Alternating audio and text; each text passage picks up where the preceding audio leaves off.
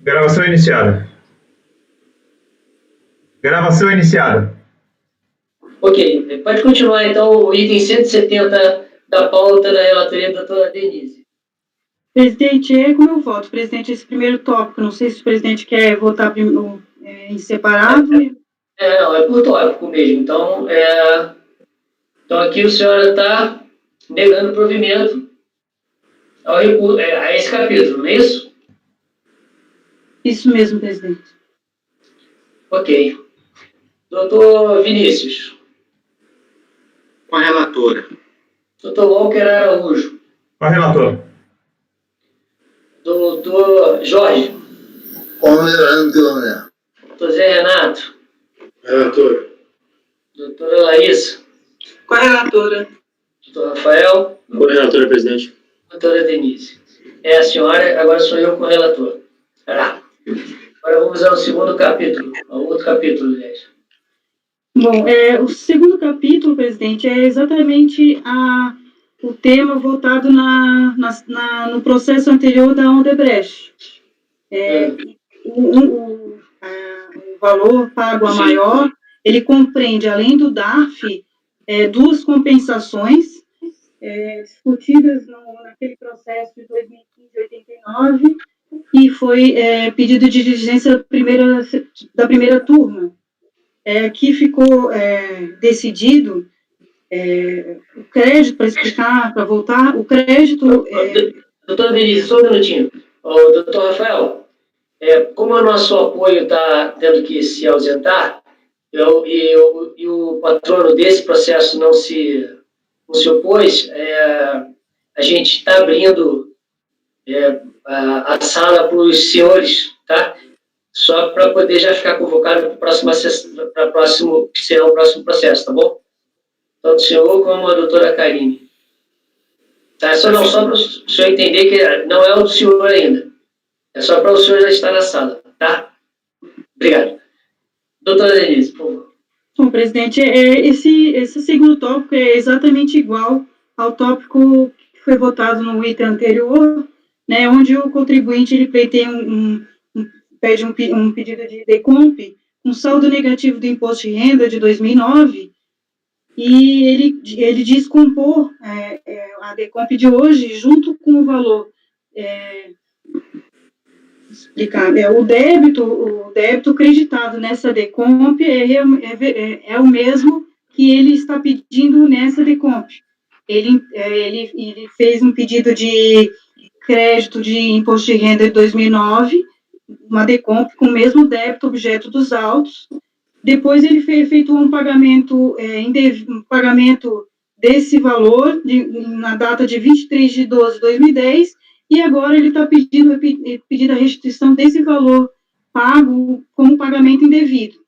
A turma entendeu, e na discussão restou entendido que nesse tópico negado provimento... engenhosidade. O Gilson falou, né, da engenhosidade. Isso. Então...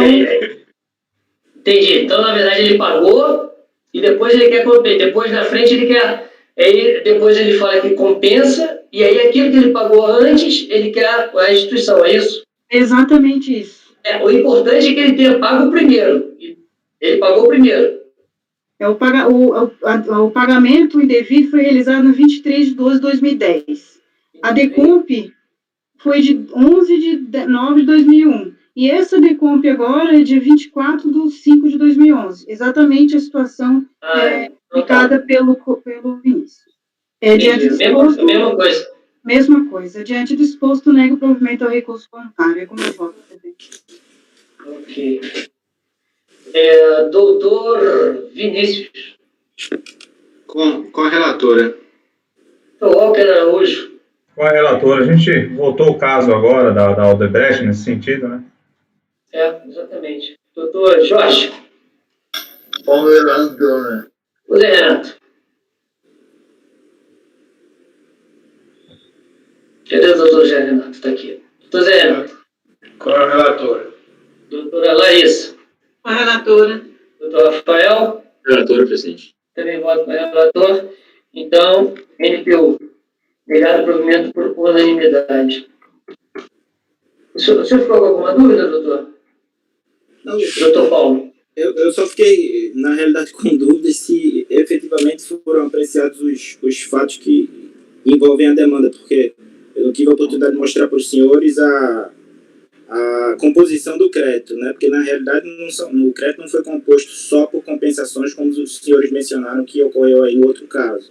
No nosso caso aqui, dos 6 milhões e 300, a gente tem 1 milhão e 600 que foram recolhidos por DARF e o restante por compensações. E aí é onde esse restante, que é por compensações, é onde se encaixa todos aqueles atos normativos da Solução de Consulta Interna 18/2006, do parecer PGFN 88 e do parecer normativo COSIT número 2 de 2018. Então, eu não sei exatamente se os senhores compreenderam exatamente a situação, mas, enfim, fica a critério dos senhores. Eu posso mostrar aqui a composição do crédito, se os senhores não aceitarem. Não, a composição do crédito já tem aqui. Está na página...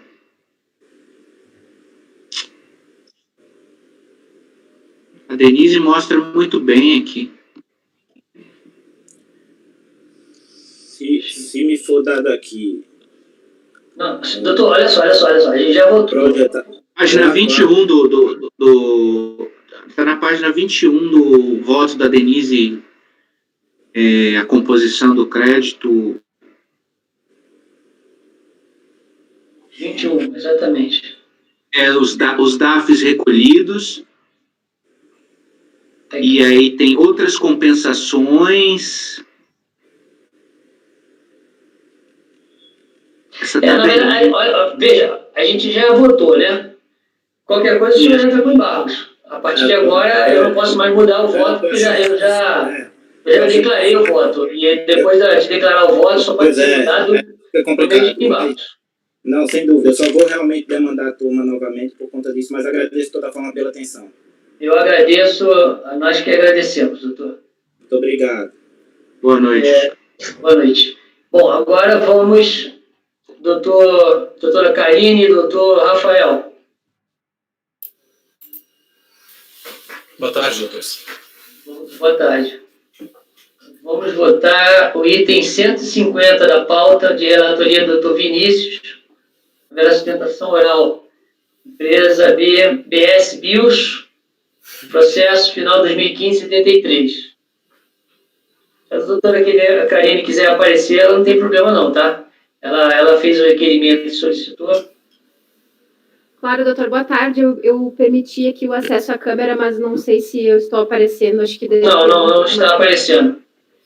Então, peço desculpas. Não, tudo bem. Estou falando só que a senhora pode aparecer normalmente, porque a senhora fez foi solicitado e foi assim, definido. Não é nem uma questão de ser definido, né? A determinação da própria portaria das sessões virtuais. Mas não vamos prolongar, não. Vamos passar logo a palavra ao doutor Vinícius. Obrigada.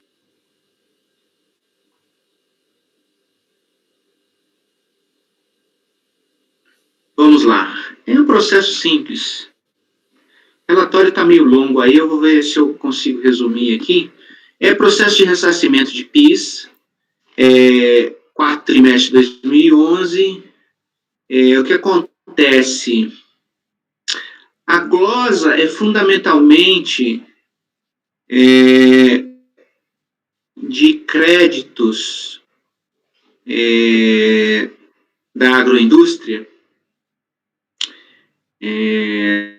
aqueles créditos lá do artigo 8º da 10.925 de 2004, crédito presumido de PIS/COFINS, em casos em que há terceirização da produção. Então, o que acontece? O termo de verificação fiscal traz como fundamentação a impossibilidade de tomada de créditos nesses casos. A DRJ também reafirma a impossibilidade, e aí o contribuinte contesta tudo isso, vai ter sustentação, né? Vai. Então, eu vou deixar para o doutor Rafael. Esse é o relatório. Ok, doutor Rafael, são 18 horas e 15 minutos, o senhor tem 15 minutos regimentais. Obrigado, senhor presidente. Em nome de quem eu saúdo todos os demais integrantes dessa turma. Também saúdo a representante da empresa que aguardou aí pacientemente para esse julgamento agora no final da tarde. Só gostaria de fazer uma primeira referência que esse julgamento, ele está sendo julgado agora o item 150 da pauta, mas nós temos também o julgamento dos itens 151 a 169, que tem uma relatoria diferente, certo? Mas a sustentação vai ser a mesma, eu imagino que não tenha nenhum prejuízo a isso, correto? Correto, doutor. Na verdade, se o senhor entender que algum desses processos existe um distinto a ser apresentado, ou seja, que os fatos são diferentes, que não devam ser julgados, o senhor tem toda a liberdade de solicitar a retirada do processo que não faça parte, que tenha fatos desassemelhantes. Senão, na verdade, o senhor vai fazer a sustentação apenas do 2015-73. Perfeito. O que a gente entende é que os outros são iguais. A diferença vai ser, talvez, período de apuração ou algum dado assim. Era só para confirmar por conta da diferença de relatoria, mas na verdade os processos são idênticos e a discussão é de direito, não há nenhuma controvérsia fática nesses processos. Então, para explicar o porquê da relatoria, é uma questão regimental, e quando a gente chama, na verdade, talvez o nome não seja mais apropriado, repetitivo, porque o repetitivo no processo civil tem outro significado. A gente deveria falar de processos semelhantes, mas acabou no nosso regimento saindo o nome de repetitivo. A gente pega um paradigma e todos os outros que são semelhantes são direcionados ao presidente, por isso que todos ficam no meu nome, entendeu? Por isso que tem... Perfeito. Só para você entender o procedimento. Você está com a palavra. Agradeço o seu esclarecimento, senhor presidente. Contexto desse recurso e de todos os demais que vão ser julgados, ele trata de créditos de PIS e COFINS, créditos presumidos de PIS e COFINS que foram apropriados pela BS Bills, hora recorrente, tendo em vista as suas operações com óleo de soja bruto e farelo de soja, isso tudo de acordo com as leis 10.925 e lei 12.865, que tratam a possibilidade de lançamento desses créditos presumidos quando a operação com esse tipo de produto. A empresa, por ausência de capacidade instalada que lhe permitisse fazer a industrialização de todos os produtos, ela optou por terceirizar a produção e fez as conhecidas já operações de industrialização por encomenda para chegar aos seus produtos finais, então o óleo de soja bruto e o farelo de soja.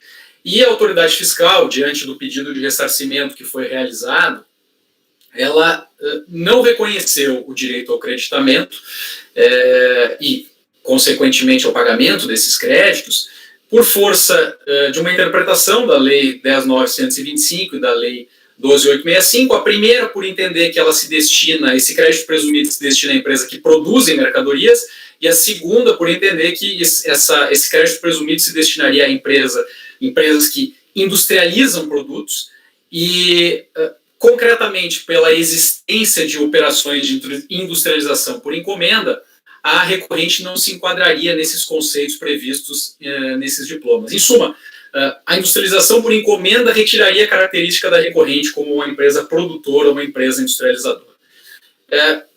Na verdade, existem diversas razões que justificam o entendimento da recorrente pelo equívoco cometido pelos acordos da DRJ. Eu vou passar a tratar de cada um deles de maneira isolada. Em primeiro lugar, acho que o que é importante colocar é que não há nenhuma dúvida que o encomendante nessas operações de industrialização por encomenda é aquele que acaba inserindo o produto efetivamente na cadeia econômica, né? Então, aquele que faz uso de uma operação como essa é quem vai se responsabilizar pelo produto que é colocado no mercado, vai se responsabilizar perante os seus clientes, vai se responsabilizar pelo pagamento dos tributos, inclusive a legislação do IPI não faz qualquer distinção a respeito dessas operações, é considerado industrializador tanto aquele que opera por conta própria quanto aquele que opera fazendo uso desse sistema de industrialização por encomenda. Então não faz, a nosso juízo, qualquer sentido essa distinção que foi criada pela autoridade administrativa quando da análise do pleito que foi apresentado pela recorrente. Em segundo lugar, do ponto de vista econômico, tratar duas empresas que fazem o mesmo produto e que tem apenas uma diferença no que diz respeito à forma como o produto é elaborado, um tendo a produção dentro do seu estabelecimento e outro fazendo uso de industrialização por encomenda, não é um elemento capaz de permitir um tratamento tributário distinto entre essas duas empresas. O que precisa ficar muito claro é que numa situação como essa, o crédito presumido, que é glosado, como foi glosado a recorrente, ele se perde na cadeia produtiva. E isso aumenta o custo de produção da empresa e, portanto, faz com que duas empresas que façam o mesmo produto, industrializem o mesmo produto, ainda que uma diretamente e outra fazendo uso do instrumento da operação de industrialização por encomenda, sejam tratadas de modo distinto, o que também não nos parece fazer qualquer sentido. Em terceiro lugar, nós podemos verificar que não existe na legislação uma previsão de impossibilidade de fruição desse benefício apenas e tão somente pelo fato de haver uma industrialização por encomenda. Se nós pegarmos a Lei 10.925, por exemplo, que originalmente trouxe esse crédito presumido, nós vamos verificar que a única previsão que existe lá é de industrialização, mas não há uma distinção sobre industrialização direta ou industrialização indireta, né? O que havia especificamente na Lei 10.925, e acabou sustentando, inclusive, decisões aí do CARF no sentido de vedar o crédito, eu não vou discutir aí o mérito se isso estava correto ou não, mas no café, por exemplo, havia uma previsão expressa no parágrafo 6º do artigo 8º da Lei 10.925, que trazia um conceito de produção, e esse conceito de produção poderia sugerir que a industrialização por encomenda não estaria ali enquadrada. Mas isso não existe com relação à soja e com relação aos demais produtos, né? E na lei 12.865, a exceção que se faz à possibilidade de utilização e apropriação desses créditos presumidos, ela é feita aos revendedores de mercadorias e às empresas comerciais exportadoras. Os industriais são tratados todos da mesma forma, sem que haja uma distinção específica para a industrialização por direta ou a industrialização por encomenda. E aí tem um ponto bastante interessante do acórdão recorrido. O acórdão invoca o artigo 111 do Código Tributário Nacional e sustenta que deve ser feita aqui uma interpretação restritiva por se tratar de benefício fiscal. O artigo 111, se socorre a alguém, nesse caso, socorre ao contribuinte, porque ele fala em interpretação literal da norma, e a interpretação literal é industrialização, fabricação, produção. Não interessa se essa fabricação é feita dentro do estabelecimento da empresa ou se há a utilização desse instrumento de industrialização por encomenda. Então, não nos parece aqui que o artigo 111 seja uma razão suficiente, né, por si só, para evitar ou para impedir a apropriação desse crédito. Outro aspecto que é importante trazermos aqui da tribuna é o entendimento da própria Receita Federal do Brasil a respeito desse tema.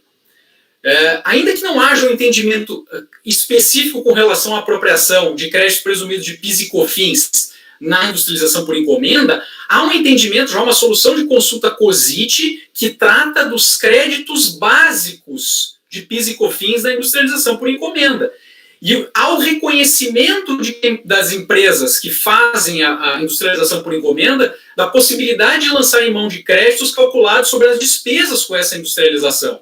E o texto dessa solução de consulta, a solução 631 de 2007, ele é muito claro ao tratar a operação de industrialização por encomenda e dizer que ela tem a mesma natureza daquela realizada por conta própria.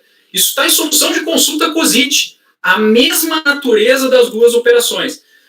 Esse crédito básico, é tomado com base no artigo 3º, inciso 2º, das leis 10.637 e 10.833, que tratam dos insumos na produção ou fabricação de bens e produtos. Então, se o serviço de industrialização por encomenda é insumo na fabricação ou na produção pelo encomendante, a Receita Federal do Brasil reconhece que o encomendante é sim aquele que produz e industrializa a mercadoria que será posteriormente vendida. Porque senão ela não sequer poderia tomar esse crédito.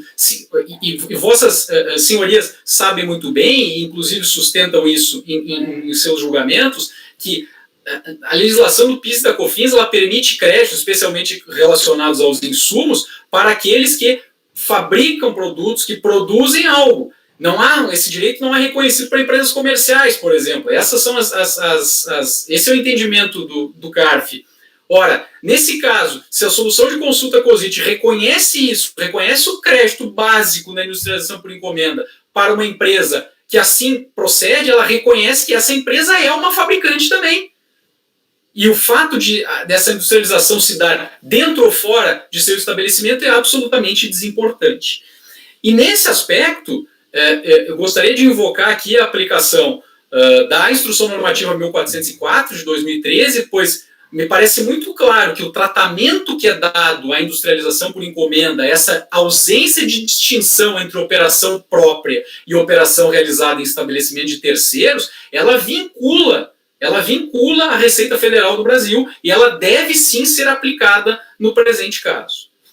E por fim, fácil adiantado da hora, trago aqui questões relativas à jurisprudência também. Ainda, assim como não há solução de consulta específica com relação ao crédito presumido de PIS e COFINS, não há decisões específicas do CARF nesse sentido, em nosso entendimento.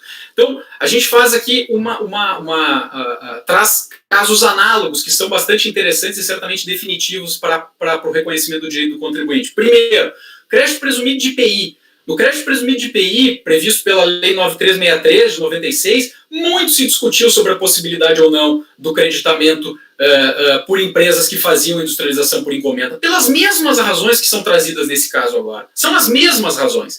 E o Superior Tribunal de Justiça, em reiteradas decisões, entendeu que não há nenhum óbice por conta do fato de haver industrialização por encomenda, aos industriais fazerem uso dos créditos presumidos. O fato de haver industrialização por encomenda não lhes retira a qualidade industrial, muito pelo contrário. Esse entendimento do STJ já foi, inclusive, aplicado pela Câmara Superior do CARF, né? Já temos julgados a respeito disso, inclusive citados nesse processo, nas peças recursais. E no que diz respeito, aí sim, ao caso específico de PIS e COFINS, na minha manifestação eu fiz uma referência à questão do café. Se vossas senhorias consultarem os acordos que existem a respeito desse tema e que impediam o crédito presumido por empresas que operavam com café por força da industrialização por encomenda, impediam o crédito por conta da existência dessa circunstância, vão verificar que esse impedimento se dava até o ano de 2011, quando vigorava ainda o parágrafo 6º do artigo 8º da Lei 10.925.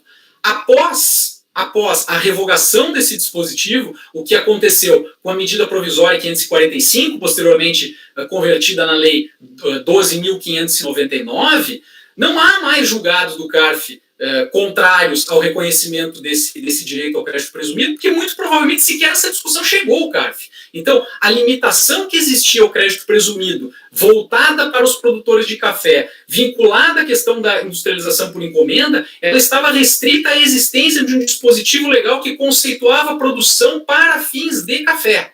Isso é muito claro, né? Então, com a revogação desse dispositivo, e aliás é muito interessante verificar a exposição de motivos da MP 545, porque ela diz expressamente que havia controvérsias na interpretação da legislação relativa ao café, e por isso se fez a revogação, se alterou esse dispositivo, se alterou a norma e se fez a revogação do parágrafo 6º. Então, hoje em dia, o reconhecimento do crédito presumido para as empresas que fazem industrialização por encomenda, mas que tem como produto final aqueles produtos que estavam lá relacionados no artigo 8º da Lei 10.925, ou que estão hoje relacionados na lei 12.865, ou na lei que atualmente disciplina o crédito presumido, esse direito é absolutamente claro. Então, é por essas razões que a recorrente requer a Vossa Senhoria o provimento do seu recurso, o reconhecimento do direito à apropriação dos créditos e a ordem para pagamento dos valores que devem ser ressarcidos, e essa sustentação, como já adiantado no início, é válida para todos os casos, todos os itens, do item 150 ao item 169 da pauta. Muito obrigado, senhor presidente. Agradeço ao patrono, passo a palavra ao doutor Vinícius. Ok.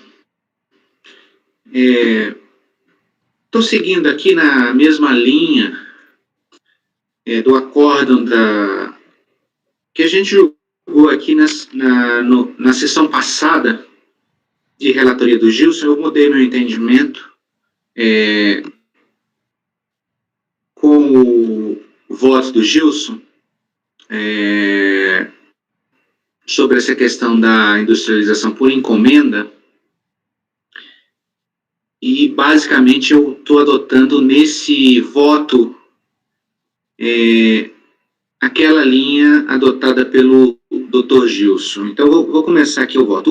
O recurso voluntário é tempestivo e atende aos pressupostos de admissibilidade. A controvérsia se resume à questão de saber se os insumos utilizados na produção de mercadorias de origem animal ou vegetal destinados à alimentação humana ou animal correspondentes aos códigos de NCM listados no artigo dão direito a crédito presumido de IPI tratados neste artigo nos casos de terceirização da produção. Como visto na ótica da autoridade fiscal e da decisão recorrida, somente fazem jus aos créditos de PIS/COFINS aquelas empresas que atuam diretamente na produção das mercadorias destinadas à alimentação humana ou animal, sendo assim indevido o creditamento nas situações em que há industrialização por encomenda. Entendo que tal posição, sedimentada no despacho decisório e na decisão recorrida, não deve prevalecer.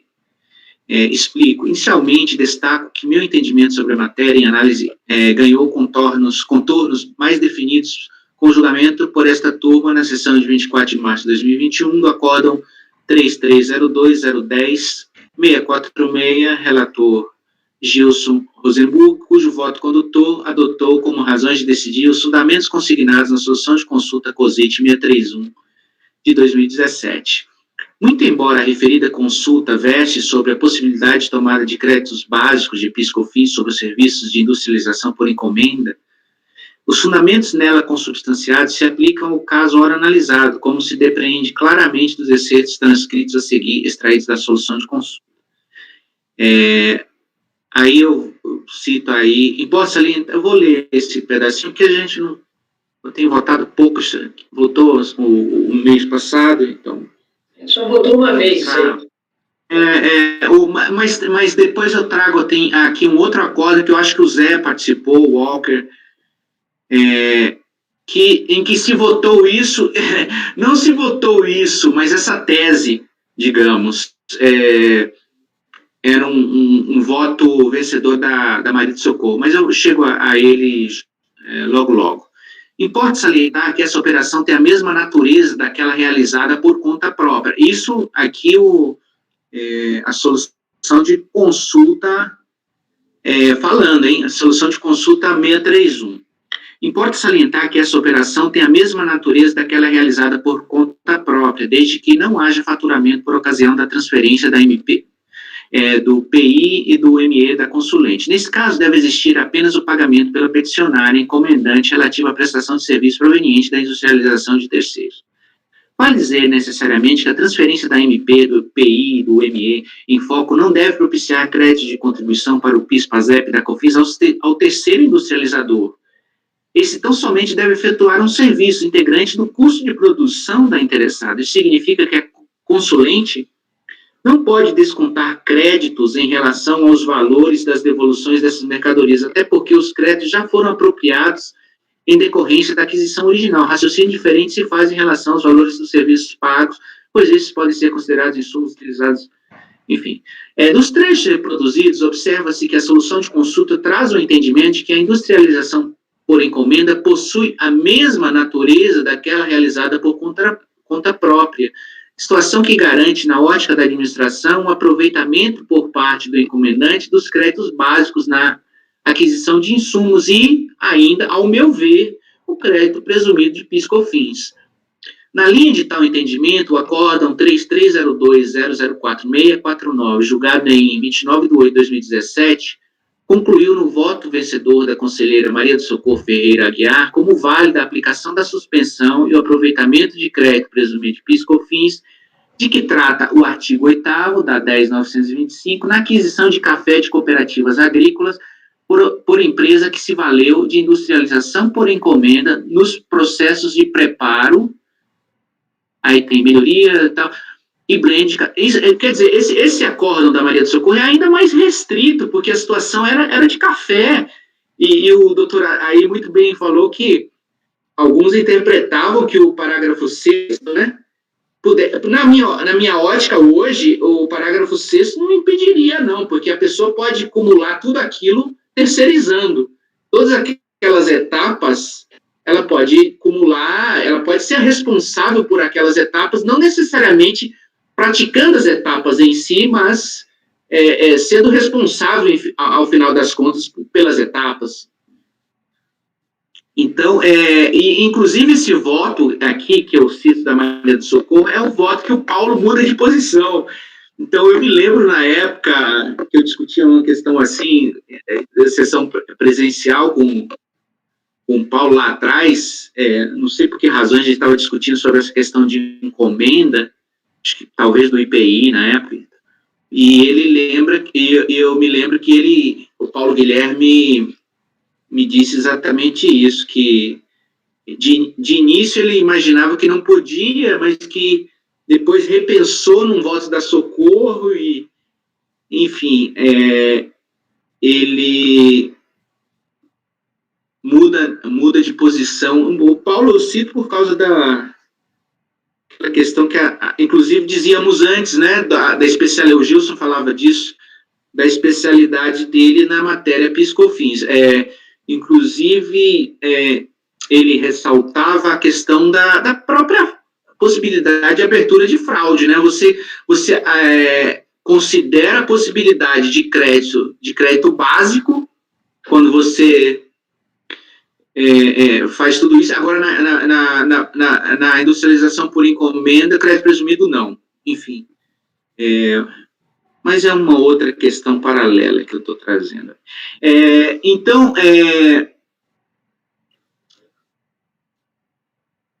aí peraí, eu acho que eu abri o voto da minha área aqui. Estou vendo uma parte aqui que não... Deixa eu pegar o voto aqui na área comum.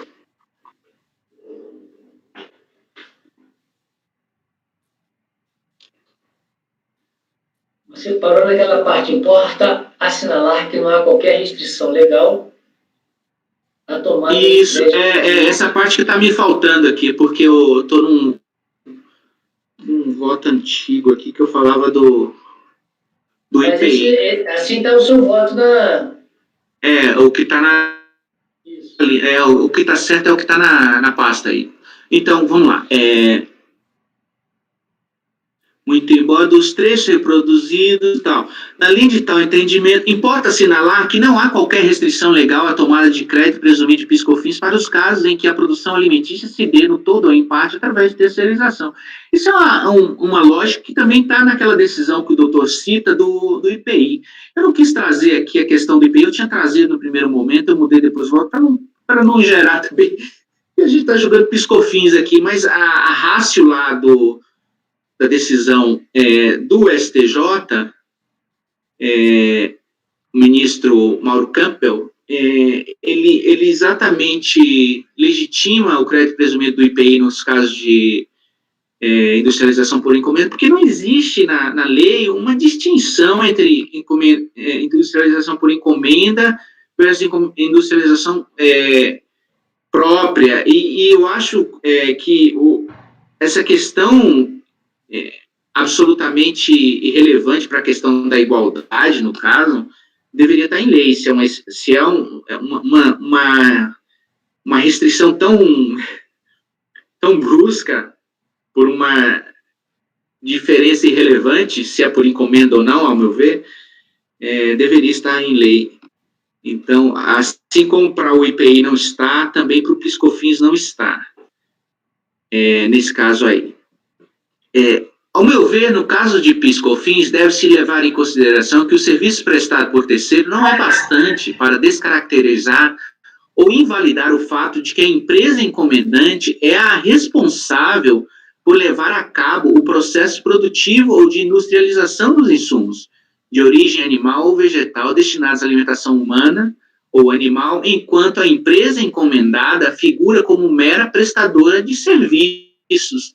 No dizer da solução de consulta antes transcrita, o terceiro industrializador efetua um serviço integrante do custo produtivo da encomendante, não lhe sendo possível acreditar-se de PIS/COFINS sobre insumos.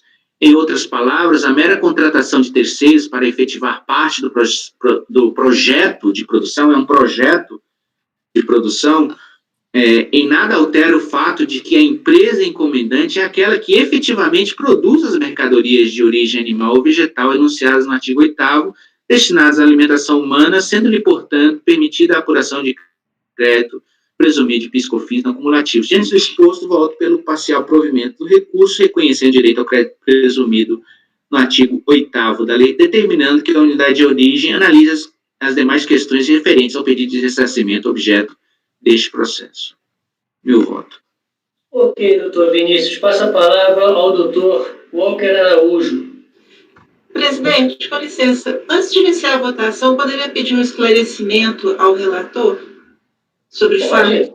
Porque eu não olhei o processo.